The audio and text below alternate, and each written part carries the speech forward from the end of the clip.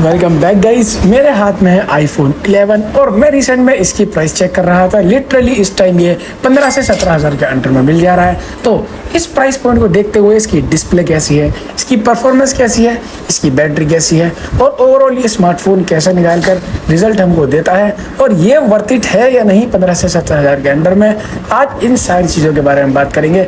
Specially इसका जो camera है उसके बारे में स्पेशल बात करेंगे। ये इसका कैमरा बाकी जो इसके कंपेरिजन में स्मार्टफोन आते हैं एंड्रॉइड के और आईफोन के, उनके मुकाबले में कैसे परफॉर्म करके देता है। और हाँ, सिर्फ रिवाइज करने के लिए बता रहा हूँ, चैनल को सब्सक्राइब याद से कर लो, वीडियो को लाइक कर लो और चलो शुरू करते हैं। तो लुक और डिज़ाइन से शुरू करते हैं। सबसे पहले नंबर अगर बैक से देखें तो बैक में ग्लास देखने को मिलता है जो कि सबसे ज़्यादा प्रीमियम फील देता है। हाँ, टूटने का खतरा भी ज़्यादा रहता है लेकिन प्रीमियम फील तो भाई सच में ग्लास देता है। फ्रंट में भी ग्लास ही आता है और साइड में एल्यूमिनियम की बॉडी आती है और हाथ में होल्ड करने में हाथ में बहुत ज़्यादा कंफर्टेबल और अच्छा लगता है आईफोन 11। और बैक से अगर डिज़ाइन देखें ना तो वही वाला डुअल कैमरे का सेटअप देखने को मिलता है जो कि आईफोन 12 या 13 में आप लोगों को देखने को मिलेगा। अब देखो, अगर फ्रंट से देखें तो फ्रंट से दिखने में डिस्प्ले ज़रूर थोड़ी आउटडेटेड लग सकती है क्योंकि ड्रॉप नॉच काफ़ी ज़्यादा बड़ी वाली इसके अंदर आती है। आईफोन 13 जैसी भी नहीं, छोटी भी नहीं, काफ़ी ज़्यादा छोटी वाली आती है। और डिस्प्ले में थोड़ी हाँ कॉम्प्रोमाइज़ आपको करना पड़ेगा। अगर आपको आईफोन 11 ही लेना है, कॉम्प्रोमाइज़ तो क्या, डिस्प्ले में दिखने में उतनी ज़्यादा अच्छी नहीं लगती फ्रंट से। और बैक में तो काफ़ी अच्छी तरीके से ग्लास वगैरह सब कुछ दे रखा है। इन हैंड फील भी अच्छी है। ओवरऑल लुक और डिज़ाइन में बहुत अच्छा स्मार्टफोन निकल के आता है। आईफोन 12 एंड 13 भी सेम डिज़ाइन ही फॉलो करते हुए आ रहे हैं अब तक। डिस्प्ले के बारे में बात हो ही रही है तो सीधा बता दूं, LCD डिस्प्ले आती है जो कि आज के टाइम में ना तो फ्रंट से दिखने में अच्छी लगती है और ना ही लिटरली अच्छी है। बेजल भी काफ़ी मोटे मोटे आते हैं और ड्रॉप नॉच डिस्प्ले बता चुका हूँ, अच्छी बिल्कुल भी नहीं लगती। अब के टाइम में जो आईफोन आ रहे हैं या फिर एंड्रॉइड स्मार्टफोन आ रहे हैं उनसे आप इसे कंपेयर नहीं कर सकते। लेकिन अगर आप लोग नॉर्मल ज़्यादा मूवी वगैरह वॉच नहीं करते, यूट्यूब पे कंटेंट वगैरह थोड़ा बहुत वॉच करते हो तो 4K 60 FPS का ऑप्शन यूट्यूब में मिल जाता है। ओवरऑल नॉर्मल डिस्प्ले है, ज़्यादा खास नहीं है, ठीक ठाक डिस्प्ले आप लोगों को देखने को मिल जाएगी। लेकिन अगर डिस्प्ले के लिए कोई स्मार्टफोन चाहिए तो इसे तो बिल्कुल भी मैं रिकमेंड नहीं करता। बाकी ठीक ठाक से डिस्प्ले है। और अगर स्पेशली आउटडोर में यूज़ करना है तो 625 निट्स की ही ब्राइटनेस मिलती है बस, जो कि आउटडोर की नहीं तो बिल्कुल भी विजिबल नहीं है, बिल्कुल भी रिकमेंडेड नहीं है। आपको ठीक से कुछ वॉच भी अगर आप करते हो आउटडोर में तो वो उसका क्लियर एक्सपीरियंस नहीं मिल पाएगा। तो आउटडोर के लिए डिस्प्ले में तो बिल्कुल भी ठीक नहीं है ये स्मार्टफोन। अगर ओनली डिस्प्ले के लिए चाहिए तो इसे तो बिल्कुल भी मैं रिकमेंड नहीं करता। बैटरी के बारे में बात करते हैं। बैटरी इसके अंदर 3110 mAh की बैटरी देखने को मिल जाती है और मेरी स्मार्टफोन की बैटरी हेल्थ इस टाइम 76% है। और अगर मैं बताऊं तो अगर आप लोग ज़्यादा हैवी यूजिंग नहीं करते बैटरी का, नॉर्मल ही यूज़र हो आप, तो आपको एक दिन का बैटरी बैकअप ये निकाल के दे देगी। लेकिन अगर आप लोग थोड़ा सा भी हैवी यूज़ करते हो, जैसे कि थोड़ा बहुत आप गेम खेल लेते हो या फिर आप लोग कैमरा वगैरह थोड़ा ज़्यादा यूज़ कर लेते हो, तो आपको एक दिन में 2 बार चार्ज करना पड़ सकता है। और अगर और थोड़ा ज़्यादा यूज़ करते हो ना आप, जैसे कि थोड़ा ज़्यादा गेमिंग या थोड़ा ज़्यादा ही कैमरा, तो आप इसको 2 से 3 बार चार्ज लेकर ही चलना कि हाँ भाई हमें 2 से 3 बार चार्ज करना ही पड़ेगा। ताकि अगर नॉर्मल यूज़र हो तब भी आप ये मान के चलो आपको दिन में 2 बार चार्ज ज़रूर करना पड़ेगा। बाकी अगर नॉर्मल बैटरी देखी जाए तो नॉर्मल बैटरी ठीक है। अगर ज़्यादा हैवी यूज़र नहीं हो, किसी मम्मी पापा को या किसी को गिफ्ट करना है तब भी स्मार्टफोन ठीक निकाल के देता है बैटरी। लेकिन आप लोगों को तो दिन में 2 बार चार्ज ज़रूर करना पड़ेगा ही। और इस प्राइस पॉइंट पे ना आप लोगों को लिटरली 15,000 के अंदर कोई सा भी नॉर्मल स्मार्टफोन एंड्रॉइड का हुआ वो आप लोगों को 120 हर्ट्ज डिस्प्ले में ज़रूर प्रोवाइड करवा देगा इजीली।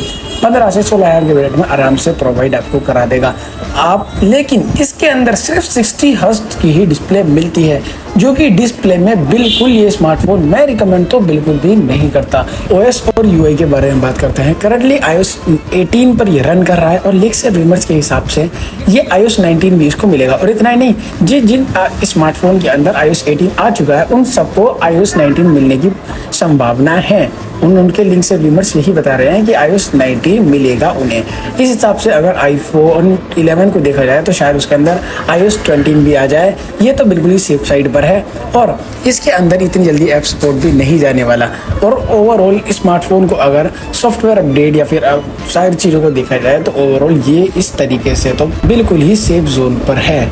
शुरू में मैं एक चीज़ भूल गया था, पोर्ट्स और बटन के बारे में अगर बात करें तो राइट हैंड साइड में आप लोगों को पावर ऑन ऑफ बटन देखने को मिलता है और ऊपर की साइड बिल्कुल ही फ्लैट है। और अगर नीचे की तरफ देखें ना तो दो स्पीकर देखने को मिलते हैं आप लोगों को और ये लाइटनिंग पोर्ट आता है भाई, ये एक डाउनग्रेड हो जाता है। इस टाइम में 15,000 के अंदर कोई सा भी स्मार्टफोन आप लोगों को टाइप सी प्रोवाइड करा देगा, लेकिन इसके अंदर लाइटनिंग पोर्ट आ रहा है जो कि उसके लिए आपको हो सकता है अलग से डाटा केबल रखनी पड़े। और लेफ्ट हैंड साइड पे volume up and volume down और उसके ऊपर ही देखने को मिलता है अलर्ट स्लाइडर। यस भाई साहब, अगर आप इसे पूरा दिन बैठे बैठे सिर्फ अलर्ट साइलेंट और अनसाइलेंट करते रहोगे ना तब भी इतना ज़्यादा सेटिस्फाइंग फील होता है और इसकी वॉइस तो बहुत अच्छी लगती है।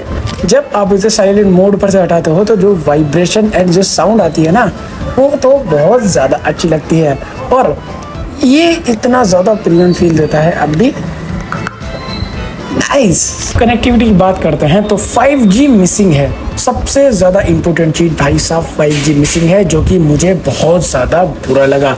लेकिन कुछ लोगों को 5G इतना ज़्यादा इम्पोर्टेंट नहीं लगता क्योंकि वो ऑफिस या घर पर ज़्यादा वाईफाई उन्हें प्रोवाइड मिल जाता है। और अगर सच बताऊं तो इसके अंदर ई सिम का सपोर्ट मिलता है जो कि 15,000 वाले एंड्रॉयड में तो बिल्कुल भी नहीं मिलता। प्लस जो अच्छा पॉइंट जाता है वो ई सिम की तरफ जाता है और जो नेगेटिव पॉइंट जाता है वो 5G के ऊपर जाता है। ओवरऑल अगर वन वर्ड में आंसर दूं तो अगर घर पे या ऑफिस में आप लोगों को वाईफाई प्रोवाइड कर दिया जाता है, आपको वाईफाई मिल जाता है, तो क्या अगर आपको ज़रूरत नहीं लगती 5G की तो आप इसे कंसिडर कर सकते हो। बाकी अगर सिम डाटा ज़्यादा यूज़ करते हो या फिर 5G ट्राई करना है तो इसे अवॉइड कर दो। बाकी अगर मैं पर्सनली बताऊँ तो मैं 5G यूज़ करता हूँ, मुझे कनेक्टिविटी में 5G की कमी फील हुई है। और अगर सेंसर्स की बात करें तो इन डिस्प्ले फिंगरप्रिंट सेंसर या फिर साइड माउंटेन या फिर बैक कोई सही फिंगरप्रिंट सेंसर देखने को नहीं मिलता। फिंगरप्रिंट सेंसर मिसिंग है जो कि हर आईफोन में होता है। प्राइवेसी भाई, तुम्हारी प्राइवेसी भी तो जरूरी है। ओके, तो फिंगरप्रिंट सेंसर इसके अंदर से मिसिंग है, बाकी फेस आईडी वर्किंग में मिल जाती है। ओवरऑल सब कुछ इसके अंदर अगर देखा जाए सेंसर्स के बारे में तो एक इन डिस्प्ले फिंगरप्रिंट सेंसर छोड़ के सब कुछ अच्छा है। अगर आपको वो तो आपकी चॉइस है, आपको फेस आईडी पसंद है या फिर इन डिस्प्ले फिंगरप्रिंट सेंसर या फिर इन डिस्प्ले। अब बात करते हैं इस डिवाइस के सबसे ज्यादा हाईलाइटिंग पॉइंट कैमरा के बारे में। लिटरली जिस चीज की वजह से मैं बना रहा हूँ ना ये वीडियो वो है इसका कैमरा। बैक में 12 मेगापिक्सल का कैमरा मेन कैमरा आता है और 12 मेगापिक्सल का अल्ट्रा वाइड कैमरा और फ्रंट में भी 12 मेगापिक्सल की सेल्फी देखने को मिल जाती है। और लिटरली सिर्फ इस प्राइस पॉइंट पे नहीं, अगर इससे डबल प्राइस पॉइंट पे करते हो ना तब भी इसकी टक्कर का कोई एंड्रॉइड फोन का कैमरा नहीं होता। मैं इस बात की गारंटी दे रहा हूँ, उसका कैमरा लिटरली कोई जवाब नहीं। इसके कैमरे की फ्रंट में भी 4K 60 FPS प्रोवाइड कराता है और बैक में भी 4K 60 FPS प्रोवाइड कराता है ये स्मार्टफोन। इसके मेन कैमरे की कुछ फोटोज को नजर लिटरली कलर टोन और सारी स्किन टोन और सारी चीजें इतनी अच्छी तरीके से बैलेंस करता है। कलर शार्पनेस, क्रिस्पीनेस, सब कुछ प्रॉपर तरीके से बैलेंस करा है। इतना पुराना डिवाइस होने के बाद भी चाहे लो लाइट कंडीशन हो चाहे डे लाइट कंडीशन हो, सब कुछ ओवरऑल बहुत अच्छी तरीके से बैलेंस करके आप लोगों को एक प्रॉपर अच्छी फोटो देता है। इतना ही नहीं, कलर टोन, स्किन टोन सारी चीजें बैलेंस करके रखता है। ओवरऑल सब कुछ बहुत अच्छा है कैमरे के फोटोज के मामले में। और अब आते हैं फ्रंट कैमरे की सेल्फी पर। सेल्फी का भी कोई जवाब नहीं। और देखो सेल्फी के ऊपर आप नजर मारो ना तो लिटरली भाई इतना पुराना होने के बाद भी सेल्फी में काफी ज्यादा अच्छी तरीके से कलर टोन, स्किन टोन, पंचीनेस सब चीज बैलेंस करके चल रहा है। और सेल्फी में भी बहुत ज्यादा अच्छी तरीके से प्रोवाइड करवा रहा है। मैं एक सेल्फी में देखो कुछ सेल्फी लगाऊंगा, आप देखना आपको पता लग जाएगा कितनी ज्यादा बैलेंस करके चल रहा है सारी चीजों को। iPhone 11 है भाई, कैमरे में लिटरली कोई जवाब नहीं। अगर कैमरे के नहीं प्रोवाइड कर रहे हो तो लिटरली बहुत ज्यादा अच्छा रहेगा आपके लिए ये।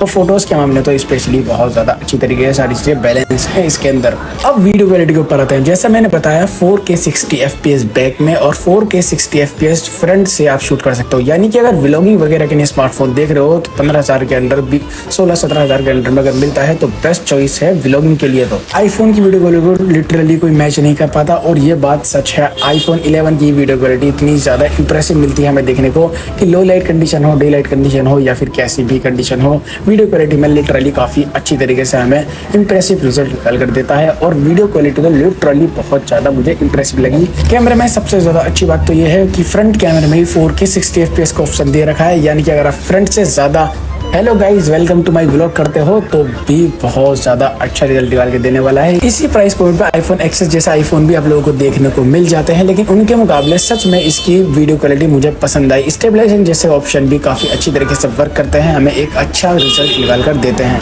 अगर लिटरली सिर्फ एक आईफोन ही चाहिए, वो भी कैमरे के लिए, तो एक one of the best option रहने वाला है 15,000 के अंडर, 16-17 हज़ार के अंडर में भी आईफोन। लेकिन अगर बैटरी वगैरह ये चीज़ें मैटर करती हैं तो कोई और सी चीज़ देखते हो तो, लेकिन आप ऐसे यूज़र हो जिसे सिर्फ कैमरा से मतलब है, नहीं भाई मैं 2-3 बार फ़ोन भी चार्ज कर लूँगा लेकिन मुझे कैमरा अच्छा चाहिए। इवन व्लॉगिंग वगैरह के लिए भी आपको ये फ़ोन रिकमेंडेड है, हाईली रिकमेंडेड है, क्योंकि इस जैसा कैमरा लिटरली 40,000 वाले फ़ोन में भी आपको मुश्किल से ही देखने को मिलेगा। नहीं मिल तो जाएगा। अब परफॉर्मेंस की बात करें तो एप्पल की A13 बायोनिक चिपसेट इसके अंदर देखने को मिल जाती है और 4 GB की रैम वेरिएंट मिलता है आप लोगों को इसके अंदर। ओवरऑल सबसे बड़ा क्वेश्चन ये निकल के आता है कि एप्पल का iOS 18 किस तरीके से ये हैंडल कर पा रहा है। सच बताऊं तो ये बहुत ज़्यादा फास्टर फील हो रहा है। एप्पल के iOS 18 के बाद काफ़ी ज़्यादा अच्छी तरीके से ओवरऑल इसे कस्टमाइज़ करा गया है, बहुत अच्छी तरीके से सारी चीज़ें हैंडल कर पा रहा है। अब भी काफ़ी ज़्यादा फास्टर है और मुझे ऐसा लगा है कि आने वाले अपडेट को भी ये चिपसेट आराम से संभाल लेगा। इवन अगर थोड़ी बहुत गेमिंग भी करते हो तब भी काफ़ी अच्छे खासे रिजल्ट निकाल के दे देगा। एप्पल लॉन्ग टर्म में अपनी परफॉर्मेंस डाउन करता है लेकिन इतनी ज़्यादा नहीं करता। एप्पल की खासियत है भाई, उनके पुराने स्मार्टफोन भी लॉन्ग टर्म में काफ़ी अच्छे रिव्यू निकाल के दे देते हैं, काफ़ी अच्छी परफॉर्मेंस निकाल के देते हैं और ये स्मार्टफोन भी उसी कैटेगरी में आता है। मुझे इसकी परफॉर्मेंस से कोई शिकायत नहीं लगी। ओवरऑल एक नॉर्मल यूज़र को अच्छी खासी एक्सपीरियंस हो जाएगा इसकी परफॉर्मेंस से। एप्पल वैसे भी लॉन्ग टर्म में काफ़ी अच्छे डिवाइस बना देता है। देखो, अब अगर मैंने इसकी परफॉर्मेंस को लेकर तारीफ करी थी तो इसका मतलब ये नहीं है कि 8-8, 10-10 ऐप ही अपने बैकग्राउंड में रन करवा पाएगा, लेकिन नहीं, बिल्कुल ऐसा नहीं है। इवन अगर आप मेन गेमर और गेमिंग के लिए कोई डिवाइस चाहिए तो इसके अलावा भी एंड्रॉइड में काफ़ी अच्छे ऑप्शन आप लोगों को देखने को मिल जाते हैं। इवन 20,000 के अंदर में तो बहुत ज़्यादा अच्छे ऑप्शन आप लोगों को देखने को मिल जाते हैं जो कि हीट भी कम करेंगे। आईफोन 11 थोड़ा हीट भी कर जाता है। इवन अगर कंटिन्यूसली गेमिंग करनी है तो बैटरी का इशू भी आप लोगों को थोड़ा रहेगा, प्लस में चार्जिंग स्पीड भी इसकी थोड़ी सी कम है और उसके अलावा भी कंटिन्यूस गेमिंग करने के लिए कोई बेटर ऑप्शन आप लोगों को एंड्रॉइड में देखने को मिलेंगे। आईफोन 11 में एक चीज़ नोटिस करी है, जैसे ये थोड़ा हीट वगैरह होता है गेमिंग के टाइम पे, ये अपनी ब्राइटनेस ड्रॉप कर देता है। ये भी एक बहुत ज़्यादा डिसअपॉइंटिंग चीज़ है। अगर आप आईफोन को नॉर्मली परफॉर्मेंस के नहीं ले रहे हो तो इससे बेटर ऑप्शन रहेगा थोड़ा सा 2,000 रुपये 1,000 रुपये पुश करके आप कोई अच्छा एंड्रॉइड डिवाइस ही ले लो, ओनली अगर गेमिंग के लिए ही चाहिए। बाकी नॉर्मल यूजिंग में काफ़ी अच्छा ऑप्शन रहने वाला है। तो प्राइस एंड ऑफर्स के बारे में बात करें तो आप लोगों को ये स्मार्टफोन लिटरली 16 से 17-18 हज़ार के अंडर में देखने को मिल जाएगा। आप लोग आराम से सेकेंड हैंड मार्केट में फिर OLX वगैरह पर ट्राई कर सकते हो, मिल जाएगा। लेकिन आप लोगों को ये स्मार्टफोन 16 से 17 हज़ार के अंडर में मिलता है, तब तो बहुत अच्छी चॉइस रहने वाली है। अब बात करते हैं कंक्लूजन को, किसकी ये डिवाइस लेना चाहिए और किसको नहीं। देखो, मैं सीधा आपको बताता हूँ। पहली बात तो मैंने फुल डिटेल में सब कुछ एक्सप्लेन करा है। हर किसी का अगर अपना माइंडसेट होता है, हर कोई अपने माइंडसेट से ये वीडियो देख रहा होगा। वैसे ज़्यादातर सबको पता लग ही गया होगा कि अगर आप लोगों को फर्स्ट टाइम में कोई आईफोन बाय करना है तो, और बजट सिर्फ 15 से 16-17 हज़ार के ऊपर आप बजट पुश नहीं कर सकते, तो आईफोन XS को छोड़ के आईफोन 11 काफ़ी अच्छी चॉइस रहने वाली है। इवन अगर आप लोग कैमरे के साथ बिल्कुल कॉम्प्रोमाइज़ नहीं करना चाहते तो कैमरे के लिए भी बहुत अच्छी चॉइस रहने वाली है। इवन व्लॉगिंग वगैरह में भी बहुत अच्छा आप लोगों को रिजल्ट निकाल के देगा। वहीं अगर आप लोगों को अच्छी बैटरी, अच्छी डिस्प्ले, 5G का सपोर्ट ये चाहिए तो ये तो इसके अंदर नहीं मिलेगा। और सबसे ज़्यादा बड़ी चीज़ मुझे इसके अंदर डिस्प्ले की कमी लगी है। डिस्प्ले लिटरली इसकी काफ़ी ज़्यादा डाउनग्रेड के ऊपर चली जाती है। इसके अंदर मुझे बिल्कुल भी डिस्प्ले में सेटिस्फाइड नहीं हुआ मैं, बहुत ज़्यादा बुरी लगी है मुझे इसकी डिस्प्ले। बाकी अगर कोई नॉर्मल यूज़र हो और आपको ज़्यादा कंटेंट वगैरह वॉच नहीं करते, आपके घर में स्मार्ट LED होगा, भाई क्या कह सकते हैं, चलो उनके लिए काफ़ी अच्छी चॉइस रहने वाली है। वो एक कैमरे या फिर परफॉर्मेंस के लिए नॉर्मल आईफोन ये वाला रिकमेंडेड है, ले सकते हो।